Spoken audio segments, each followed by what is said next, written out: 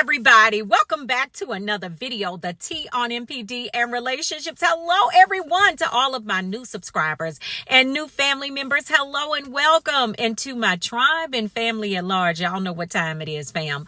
Welcome back.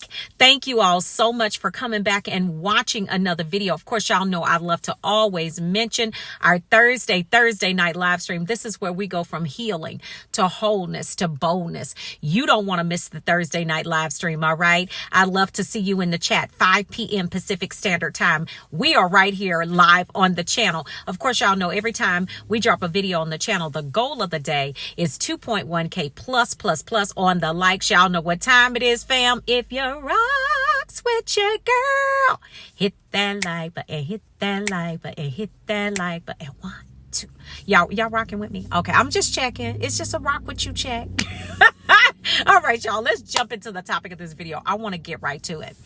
I want to talk about, and I haven't really covered this particular topic on the channel, but I want to cover this because I think it's really, really important. You know, the narcissist sentences you to silence in the relationship or the addictionship. Yeah. These birds do. Silence is a part of the whole manipulation game, right? They got to keep you silent. They have to, because their narrative is the only narrative that is allowed to be heard, recognized, or communicated. Okay, that's it. So what's so bad about this is that when you're sentenced to silence, you suffer in silence. And that's the bad part about it. So the way that they pretty much do this is because they live a life of duality. The narcissist knows that they know that they're going to like jack your life up. They already know that. They know that they're going to do all kinds of horrible things to you. They know that they're going to tell a whole bunch of lies.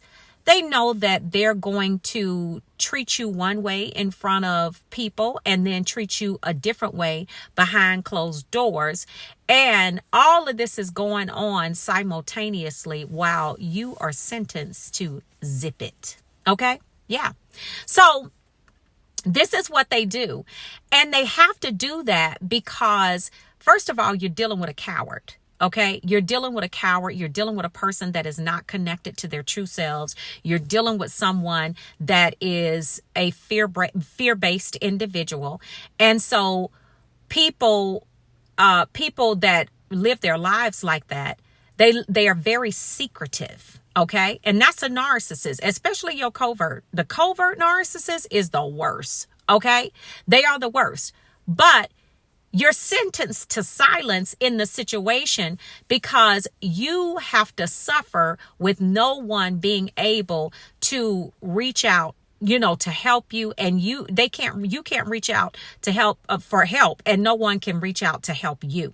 It's almost like they do this to keep you isolated and keep you in that little box. So and this is what it really feels like. It's almost like they keep you in that little box just for them to take you out, play with you, do whatever they want to do with you, and abuse you, right? And put you back in that box. But what they're also doing is they're imprisoning you in your mind, because through the silence, you don't have any release. You can't go to the narcissist family. You can't go to your family because you are ashamed of what is going on. You don't know how to tell anybody. And then they're doing such insidious things to you. You just feel like, well, nobody would even believe it.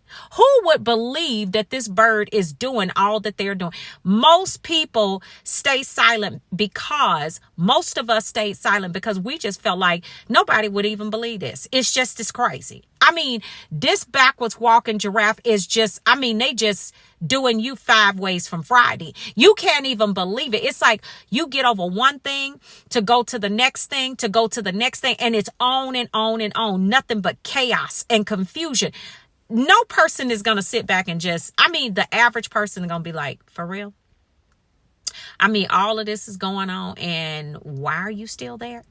And you can't explain to them the trauma bond because you're already trauma bonded to this bird. You see what I'm saying? So it's almost like you're addicted, and the trauma bond is being addicted to the highs and lows, of what is happening in the relationship. You are literally addicted to this bird, but you're sentenced to silence.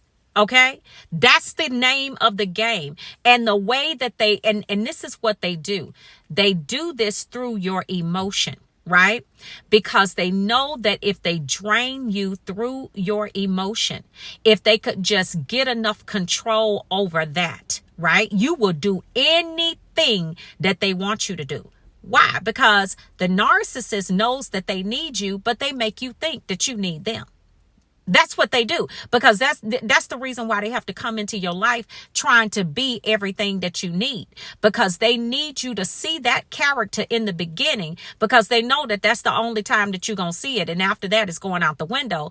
But they need you to fight to try to get that character that was never even there in the first place. It was a fake individual, right? That mask is gone. And that person is never coming back because they never existed. Not for real, for real. So when you're dealing with this silence, it's one of the most horrible things, because most of the time, a lot of y'all had to sit in silence. You developed health problems, right? You started having health problems in your gut. A lot of y'all developed PTSD, causes you to have extreme anxiety and depression. Problems with your central nervous system, back problems and things like that. Why? Because the suppression of the information the body begins to tell off on you. That's what happens. And the narcissist understands the breakdown comes from you mentally. They understand that. They understand if they can break you down mentally, it's only a matter of time before your body is going to catch up with that. Right? And so because what they really want is they want control over your entire existence. And if they can break you down mentally, which causes your body to break down, which causes, your mental, all of that to break down, then what they can do is they can really be in control of your entire existence. Why? Because now you can't live without them. I mean, you need help. Some of y'all have been and I know y'all gonna testify in the comment section. Some of y'all have been gaslighted so much you didn't even know which way was up. Some of y'all had to really find yourselves when you got out of the addictionship with the narcissist. Why? Because that's what happens. And the silence that and I'm going to tell you something about these birds. They train you in the beginning.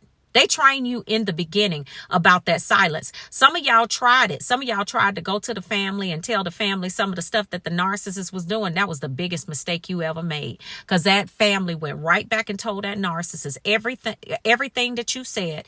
And the narcissist came back. I'm talking about like a raging lunatic, telling you don't be telling nobody our business. What goes on in here, it stays in here. I don't want anybody in my business, including my family. I don't want your friends in all of that. Yeah. I mean, this goes either way. The females do it too. The female narcissists do it too. Yeah. That's the reason they do that is because they know they live a double life. They know that if they give you the freedom and liberality to talk about what's going on, then you're going to expose them. And that's a problem, because the only narrative that's allowed to be heard is the narcissist narrative, not yours. Okay, not yours ever.